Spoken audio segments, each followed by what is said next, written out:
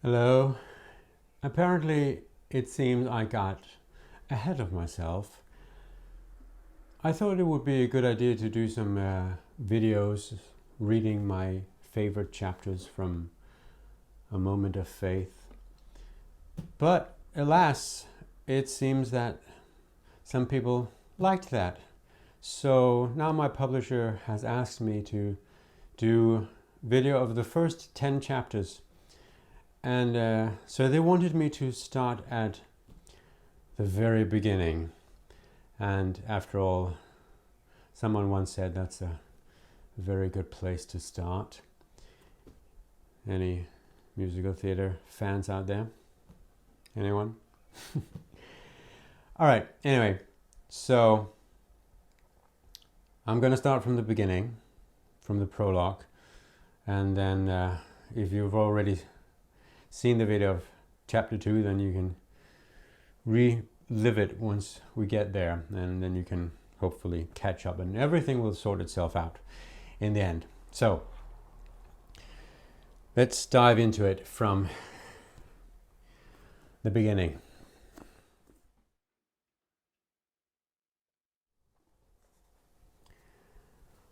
A Moment of Faith.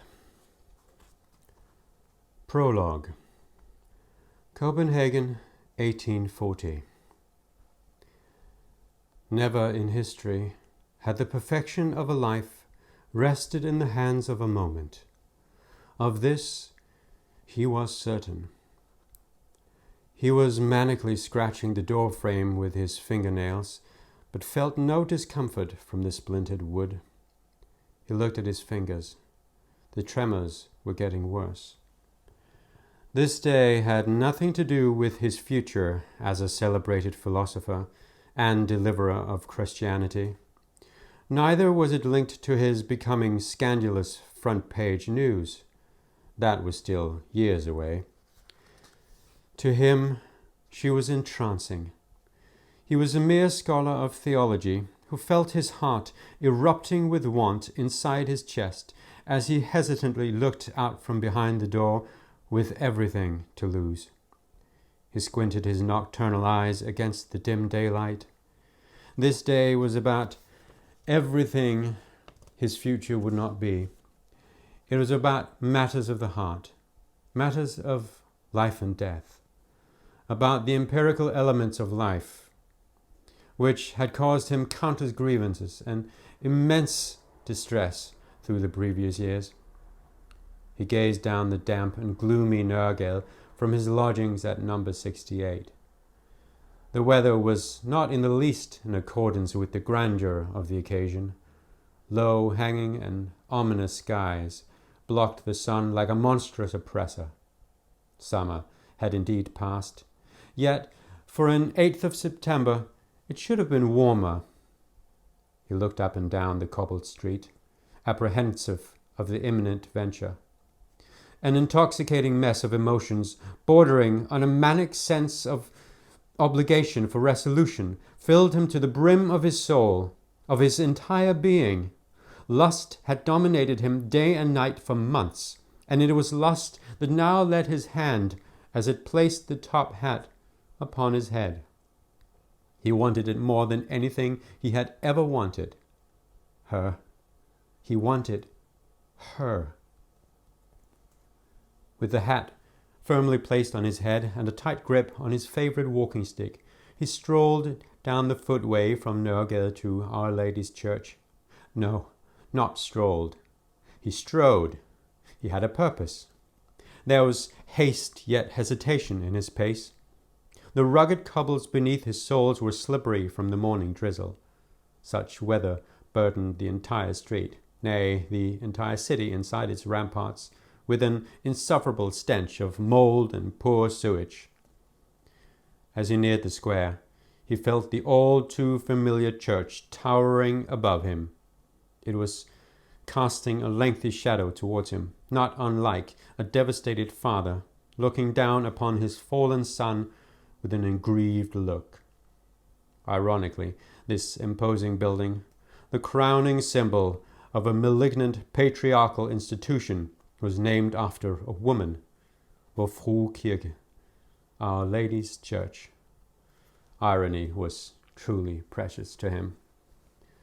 To cross the square located between the northern side of the church and the massive stairway leading up to the main entrance to the university seemed the reasonable choice.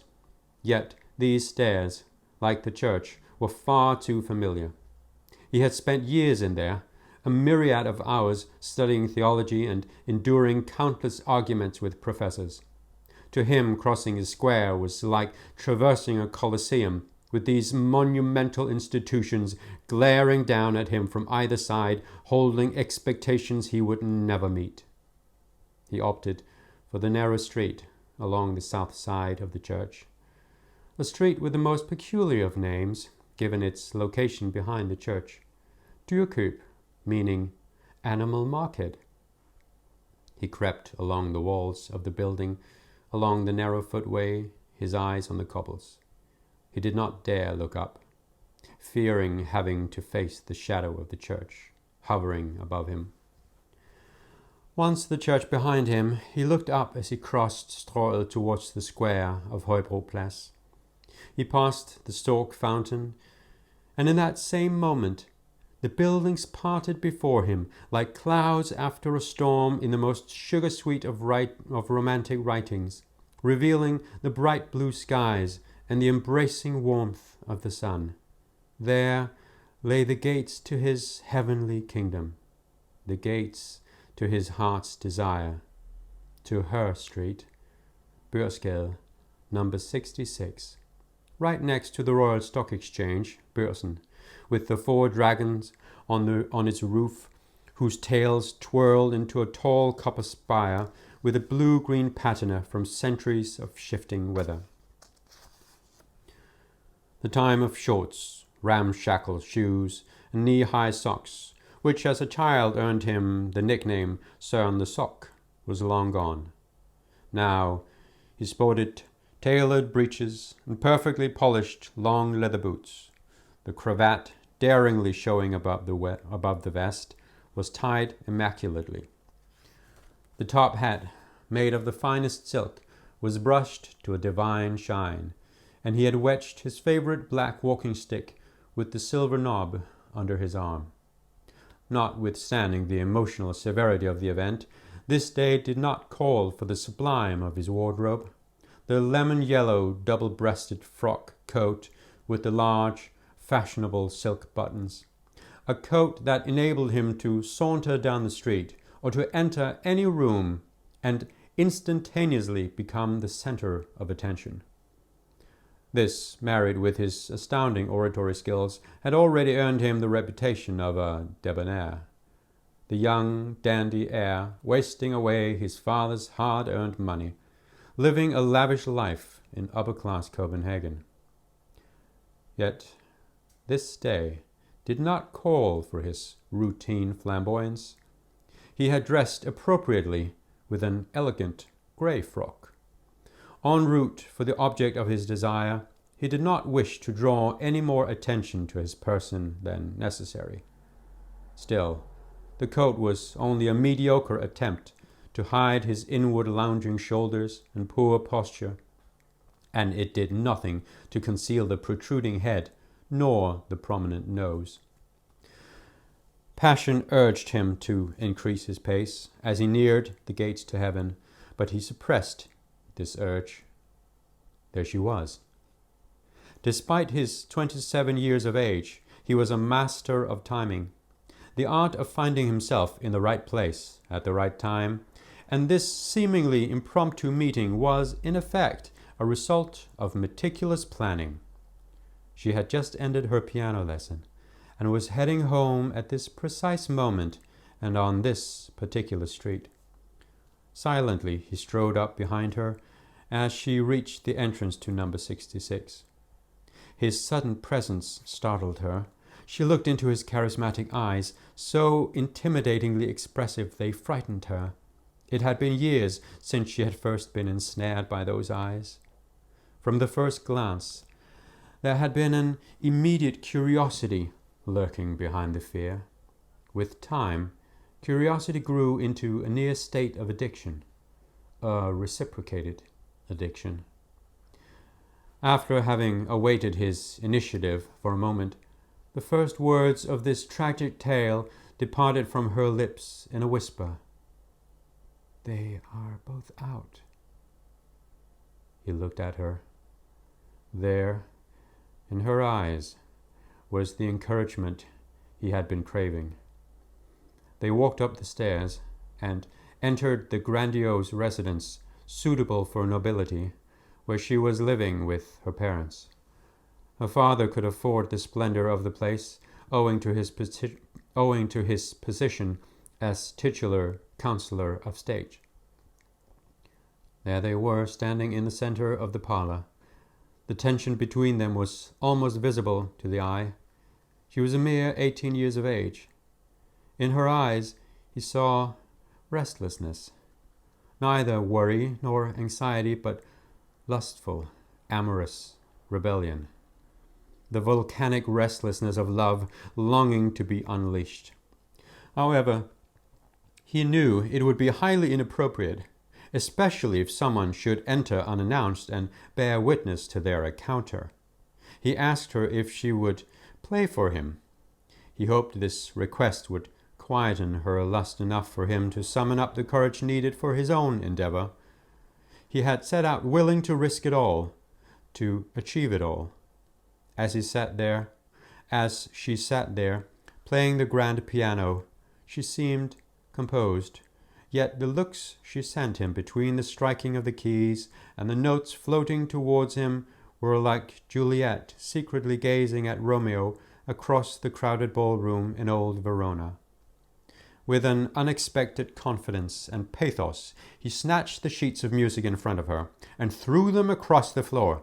He turned to her like Don Giovanni on a lover's quest and proclaimed, "Ah, what do I care about music?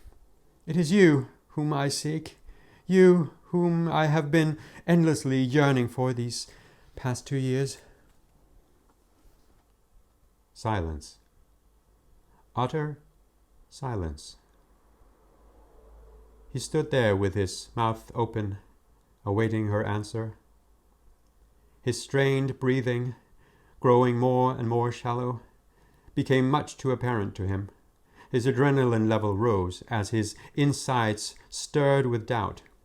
As her expression changed from surprise to interest, then to excitement, anxiety grew in him. The courage and exhilaration which had not only driven him to be planning the staging of this encounter for months, but had also guided his steps with steadfast confidence, had evaporated, and guilt penetrated his soul and devoured his entire being. This was not sensible. This was immoral, indecent, and improper. With sudden fear, he pulled away from her and the piano. He hobbled backwards a few steps without a word, until he turned around and almost stumbled over the doorstep. Without looking back at the bewildered girl, he hasted towards the front door. He grabbed his hat and walking stick, and short of breath, he hurried down the stairs and into the street. The prophetic shadow of anxiety hovered over him with the overwhelmingly familiar patriarchal strength, condemning him straight to hell. How could he have allowed himself to act upon a whim, impatient and cavalier, and without seeking proper permission first? He headed directly for the councillor's office, and in a miserable state of lust and anxiety, he asked for the daughter's hand in marriage. The father spoke no words, but accepted the proposal in silence. He was a poised man, and susceptible to his daughter's wishes. More than once he had observed how his daughter looked upon the young theologist, and he would do anything to see her happy. Unbeknownst to the councillor, the young man would later become one of the greatest literary advocates for love the world would ever see. But had the councillor known what gruesome fate the love of this young couple would endure, he would have been sensible enough to turn down the proposal. Not before the young theologist was back in the safe confines of his lodgings in Nørgade was he able to compose himself. His pen was already becoming the extension of his soul. His passion, his talent, and his confidence flowed from the pen, which scratched vigorously against the paper as he orchestrated a letter requesting to meet with her again. A formal meeting, a meeting fulfilling the societal requirements for that of a proposal. The councillor agreed, and 2 days later the young man was back in the parlour in Børsgade, this time chaperoned by the father. She said yes. He had barely exited the door of number 66, after having bid his love and his future father-in-law farewell, before fear and trembling emerged and began gnawing at his mind. As he passed Børsen, a passer-by tilted his head in immediate recognition of the distinct silhouette of the young man and said, "Good day, Mr. Kierkegaard." He had already grown accustomed to being greeted by everyone, as people knew him for strolling through the streets, conversing with every person he met. This time he did not answer. He threw the poor passer-by a sceptical glare, and saw nothing but contempt in the stranger's eyes. Guilt replaced the joy that Miss Regina Olsen would now become Mrs. Regina Kierkegaard. A feeling of joy that should have exalted him endlessly, replaced by a feeling of guilt that grew like a predestined sin, a sin that his soul had been too weak to resist, and which would punish him for all eternity, truly as he had deserved.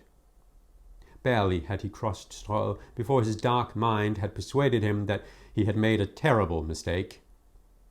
Ever since he had first laid eyes on her, he had been a slave to the forces of lust, which had driven him to this moment of vigorous ambition.